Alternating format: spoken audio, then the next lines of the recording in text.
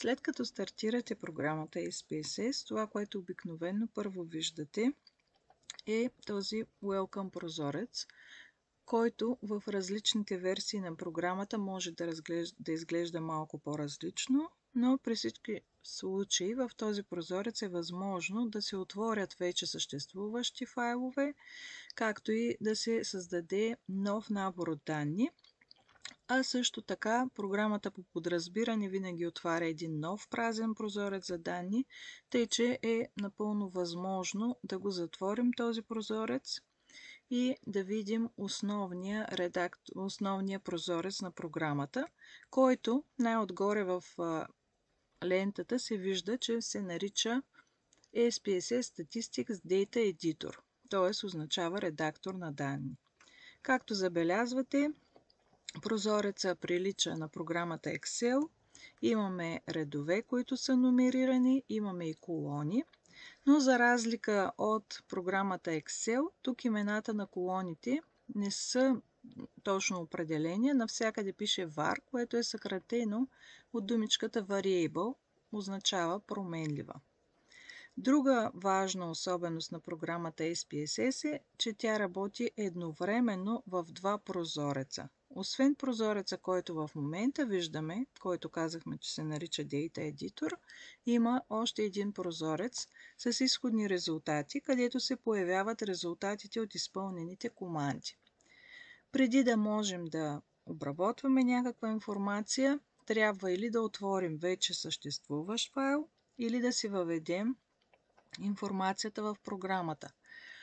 Възможно е да се въведе информацията ръчно, възможно е да се вмъкне от друг тип файл, например от файл в Excel.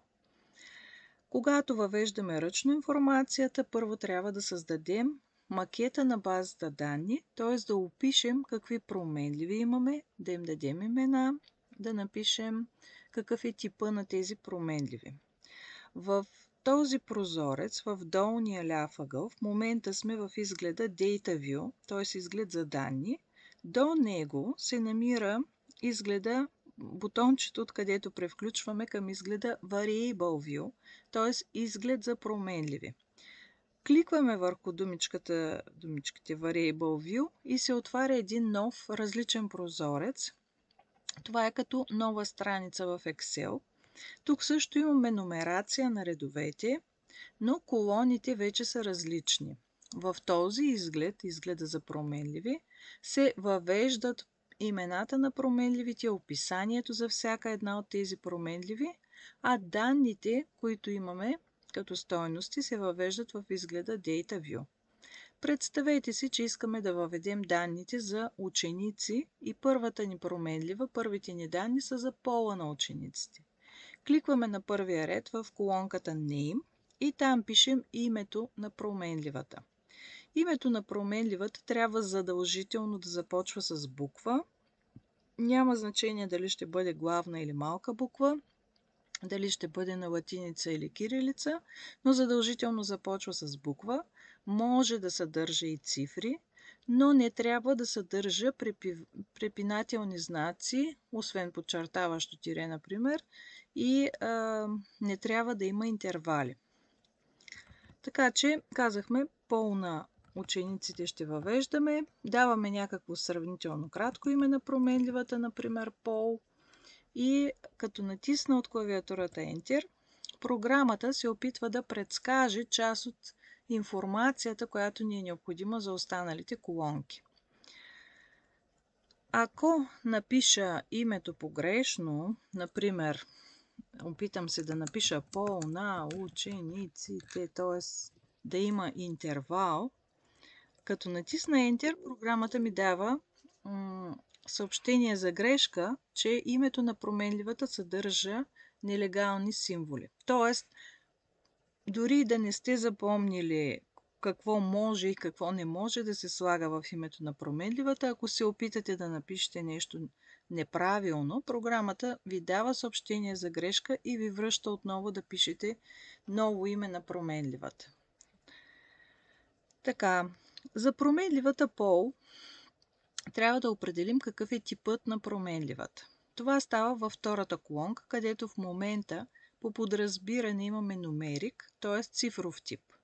Като кликнем върху това бутонче, което е с трите точици, това като навсякъде в програмата SPSS, където видите такова бутонче, означава, че имаме някакви допълнителни функции, които могат допълнителни настройки. В случая, в този прозорец Variable Type, типове на променливите, можем да изберем какъв да бъде типа на нашата променлива.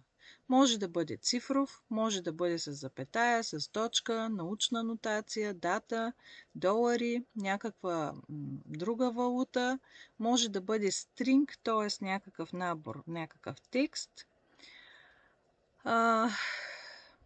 и така нататък. Най-често обаче се използва цифров тип, затова той е сложен по подразбиране, и понякога тип string, който е за въвеждане на някакъв текст и можем да определим колко символа да е дълъг този текст.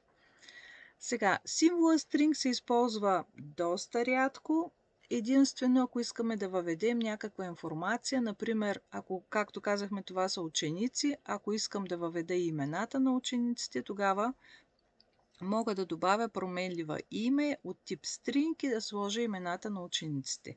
Но от статистическа гледна точка, информация от тип string почти не може да се обработва от програмата. Затова се стараем да въвеждаме информацията в цифров вид, т.е. ако ще въвеждаме примерно възрастта на учениците, тя по принцип, променливата възраст е количествена, там със сигурност имаме цифри. Но дори когато въвеждаме качествени променливи, както е променливата пол, тогава пак използваме цифров тип, защото ще направим кодиране на променливата с някакви цифри. Оставям по подразбиране да бъде нумерик и в повечето случаи ще използваме този тип. С ОК потвърждаваме. Колонката Weight показва в случая 8 символа ширината на колоната с данните. Тя може да бъде променена, ако е необходима по-голяма ширина, или пък ако имаме малко информация в тая колонка, може да се намалява, но в повечето случаи стойността, която е по подразбиране, върши достатъчно добра работа. В колонката Decimal се определя колко знака да имаме след запетаята. В случая ние ще въвеждаме стойностите за пола на учениците и на нас не е необходимо, достатъчно не е всъщност да въвеждаме цели числа. Затова в колонката Decimal ще намаля този знак до 0. Това може да стане с стрелкичките нагоре или надолу, промяната на знака. Може също така да се маркира с мишката и директно да се напише някакво число. Например, в нашия случай казахме 0. Следващата колонка Label. Колонките могат да се разширяват, както и в програмата Excel, като поставите мишката между две колонки и кликвате влачите. В колонката Label се пише наименованието, разширено вече наименование на тази променлива. Може да съдържа интервали, може да съдържа, да се пишат повече символи. И това е информация, която се появява в таблиците и в изходните резултати. Тоест, ако се чудите на какъв език да напишете надписа в тази колонка Label, обикновено правилото е на какъвто език ще представяте вашите резултати. Тоест, ако ще ги представяте на български, пишете се етикета на български. Ако примерно си пиша статия за някакво международно списание и ми трябват резултатите на английски, бих могла и би било добре да ги напиша на английски. В случая тук казахме, че ще имаме пол на ученика. Следващата колонка Value означава стойност, думичката Value, и се използва тази колонка само за качествени данни, т.е. за номинални и ординални данни. Тук слагаме съпоставката, кодирането, с какви стойности, с какви цифри ще кодираме данните, които по принцип са ни с някакви думички, т.е. не са цифри. В случая кликваме върху синьото бутонче с трите точици Появява се прозореца Value Label. В колонката Value написваме стойността, в колонката Label съответния етикет. Значи, ако ще кодираме пола, примерно 0 за момчета и 1 за момиче, пиша в полето Value 0, в полето Label пиша момче. Кликваме върху бутончето Add, което означава добави, и тук в списъка се появява 0 равно на момче. След това пише 1, етикет момиче, добави, кликваме и се появява списък 1 равно на момиче. Ако това беше някаква друга номинална променлива, мога да добавя и още такива съответствия. И трябва да запомня тези означения, които съм избрала, защото когато се въвеждат данните, не пиша думичките момче и момиче, а въвеждам стойностите 0 или 1. С ОК потвърждаваме. И после пак от същото меню бих могла да вляза да си припомня кодирането, което съм избрала. Колонката Missing се въвеждат, когато имаме липсващи стойности. По подразбиране програмата SPSS смята, че имаме всички данни, но ако оставим някъде невъведена стойност, тя я приема за липсваща. Ако обаче ние много държим да отбележим конкретно нещо, че е липсваща стойност, бихме могли да изберем някакво число, например 99, което, когато искам да въведа, че липсва тази стойност, ще въведа 99. Ако съм направила такава организация, след това, като си въведа данните, на всеки един ред би трябвало да имам въведена стойност. Ако няма въведена стойност, означава, че просто е пропуснато въвеждането на дадени данни. Възможно е да го направим, може и да не се използва. Column показва ширината на колоната в изгледа Data View, така че ако се налага, тогава го редактираме. Align е отново подравняване на данните, но в изгледа за данни, който обикновено виждаме само ние, когато въвеждаме данните. По-често се показват изходните резултати, където тези неща, като ширина на колоната, подравняване, не се показват. Много важна колонка е предпоследната колонка Measure, където трябва да укажем на програмата SPSS какъв е типът на данните, които ще въвеждаме. В случая променливата пол е номинална променлива, затова ще изберем Nominal. Номиналните променливи са означени с три цветни кръгчета, за да ви напомнят, че те имат случайно подреждане, както е при подреждането на цветовете. Ординалните, както забелязвате, са с три стълбчета, а количествените в програмата SPSS всички количествени данни и дискретни, и непрекъснати се означават с типа Scale. Така че специално за променливата пол избираме номинални данни. С това приключихме с въвеждането на първата променлива от нашия макет на базата данни. Макета на базата данни включва всички променливи, които са ни необходими за даденото изследване, което правим. Друга променлива, която ще ни трябва, това е възрастта на учениците, така че на втория ред в първата колонка пиша възраст. И кликвам в следващата колонка или натискам Enter. Програмата по подразбиране попълва някои от стойностите. Възрастта си е количествена променлива, тъй че със сигурност оставяме типа от тип numeric да бъде, т.е. цифров. Възрастта на хората обикновено е в цели числа, така че в колонката Decimal смъкваме до 0. Ако ще въвеждам някакви числа, които трябва да имат и знаци след запетаята, си предвиждам колко знака след запетаята ще ми трябват. В колонката Label пиша възраст на ученика.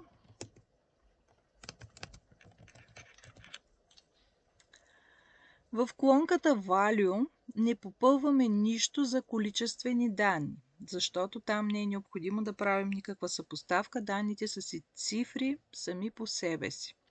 Единственото, което е необходимо да допълним е в колонката Measure да отбележим, че тук ще въвеждаме количествени данни и затова те ще бъдат от тип Scale. Тип Scale има една линийка, която да ми напомня, че могат да бъдат измерени по някакъв начин тези данни. Освен пол и възраст на ученика, можем да въведем и клас.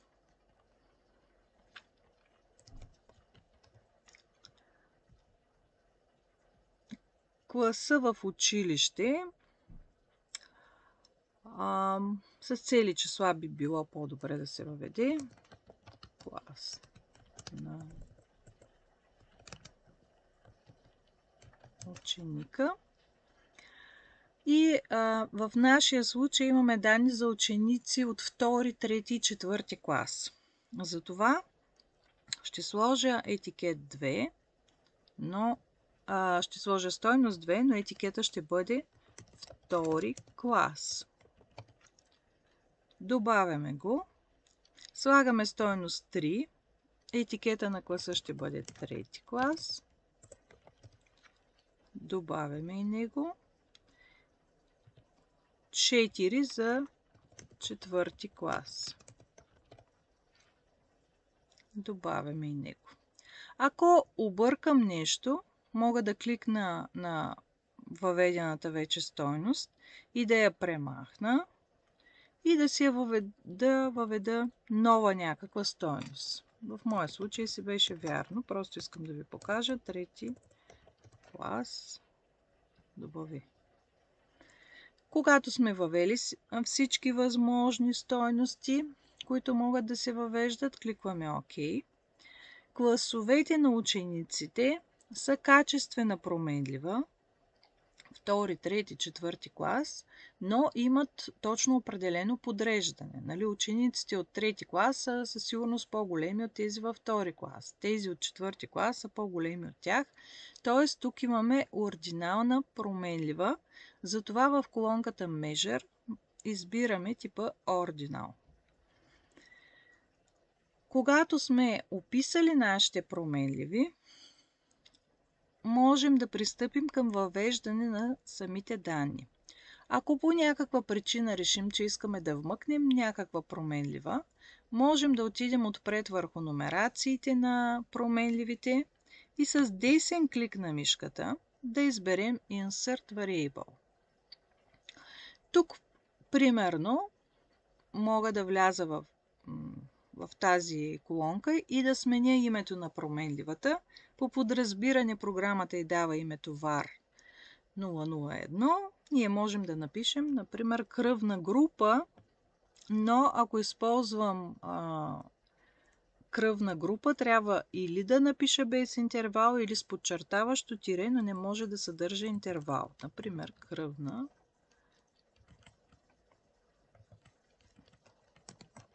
група. Кръвните групи ще ги въвеждаме с цели числа, кръвна група на ученика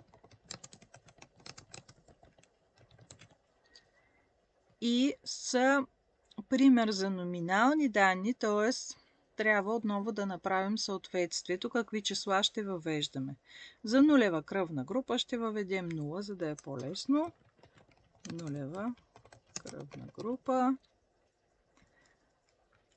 1 за кръвна група А. Може би беше по-добре да напиша кръвна група 0. 2 за кръвна група Б.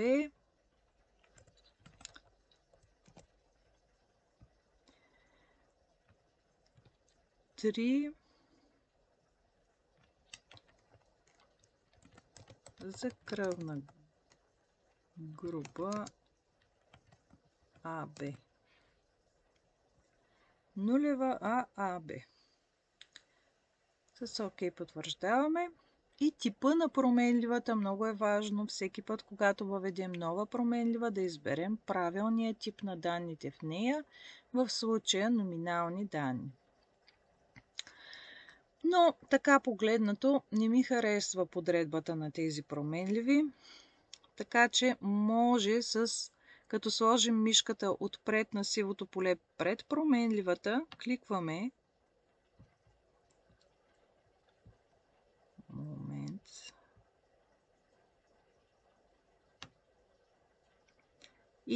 И влачим с мишката в посоката, в която искаме да я преместим. Например, аз бих искала кръвната група да бъде най-отдолу в списъка. Също така бих искала класът на ученика да се премести на втора позиция, затова кликвам и влача нагоре изцяло върху тези цифрички. Така, пол, клас, възраст, кръвна група, така вече ми харесват повече данните. След като сме въвели макета на базата данни, т.е. описали сме нашите променливи, отдолу в ляво превключваме върху изгледа Data View. Виждате вече, че за разлика от досега, тези колонки, първите 4, имат наименования, тези, които ние сме дали, и също така, като се задържи мишката върху тази колонка, ви показва данните. В по-старите версии на програмата показва само label, т.е. пол на ученика, в новите показва и останалите данни. Също така в по-новите версии има и тези цветни иконки, които показват типа на данните, че променливата пол е номинална, че клас е ординална, че възраст е количествена и кръвна група, че е номинална. Сега, в този изглед за данни, Data View, в който превключихме преди малко, на всеки отделен ред се въвеждат данните за един ученик, т.е. за един случай. А във всяка колонка се въвеждат данните за една променлива. Т.е. ако искам да въведа променливата пол, въвеждам данните в тази колонка за всеки един от учениците.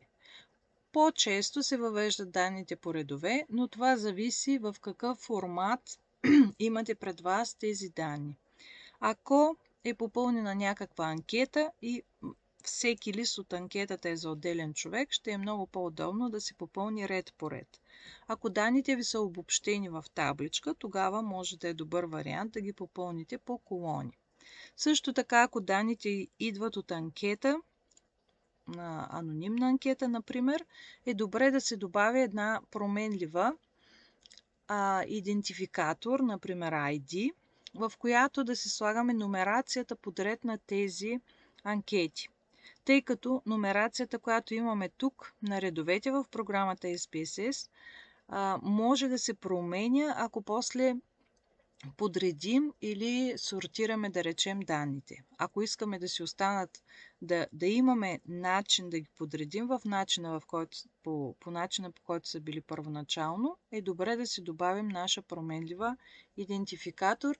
И ако пред вас са листите от анкети, които са анонимни, да речем, може с моливче или по някакъв начин да се номерира всяка една анкета и този номер да се въведе като допълнителна променлива ID.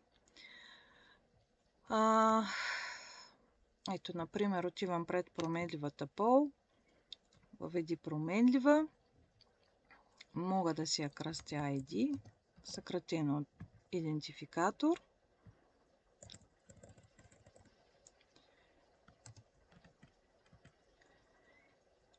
От цифров тип да бъде с цели числа, мога да я кръстя идентификатор.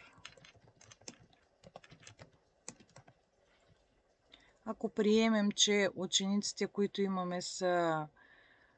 тя може да бъде и номинална променлива, въпреки че въвеждаме числа, тъй като тези идентификатори ще ги използваме само единствено, ако искаме да проверим евентуално някакво несъответствие между данните, които сме въвели в компютъра и това, което имаме на хартия.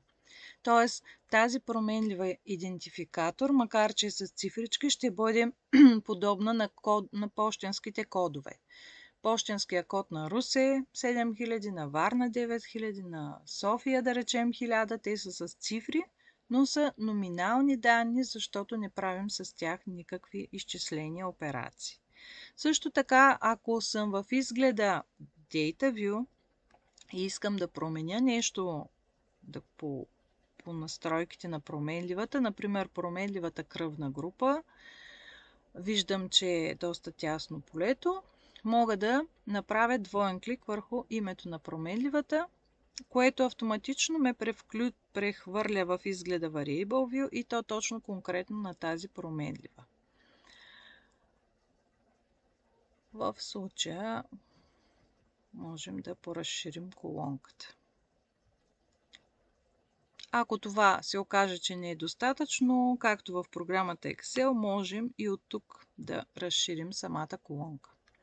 Сега започваме да въвеждаме данните. Например, за първия ученик, който е попълнил тази анкета, идентификатора, който му слагаме 1, пола на този ученик, момче е попълвало, но ние трябва да въведем цифра. Коя цифра избрахме да бъде за момче? Можем да влезем тук да погледнем. 0 за момче, 1 за момиче. Значи в изгледа Data View попълвам 0, когато има момче. Класа на момчето е 3 клас. Там направихме съответствие 3 клас да бъде с 3, 2 клас с 2, така че е лесно да се запомни. Обикновено се стараем, когато е възможно, кодовете да ги слагаме, така че да са лесни за запомнене. Сега на каква възраст ще бъде момче в 3 клас? Да речем на 9 години. И каква ще бъде неговата кръвна група? Примерно нулева. Въвеждаме в случая 0.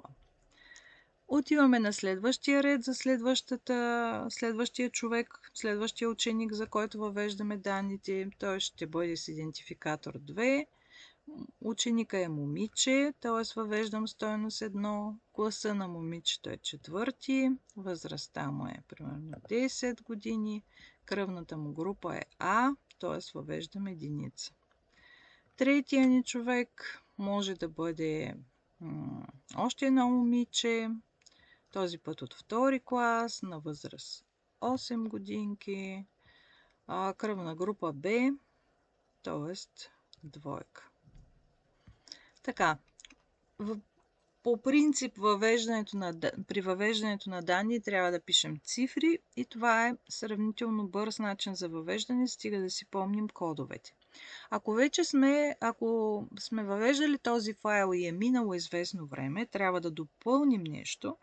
Единият вариант е да си припомним всички кодове и да допълним още двама, да речем ученика.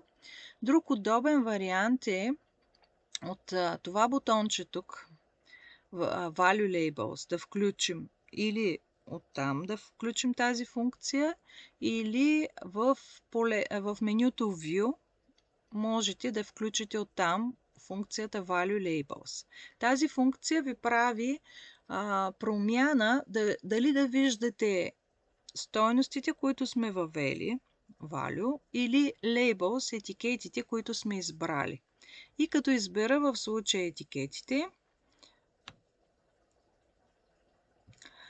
виждаме, че въвела съм цифричката 0, но всъщност това се разбира от това в програмата е означено момче, с единица, момиче и така нататък.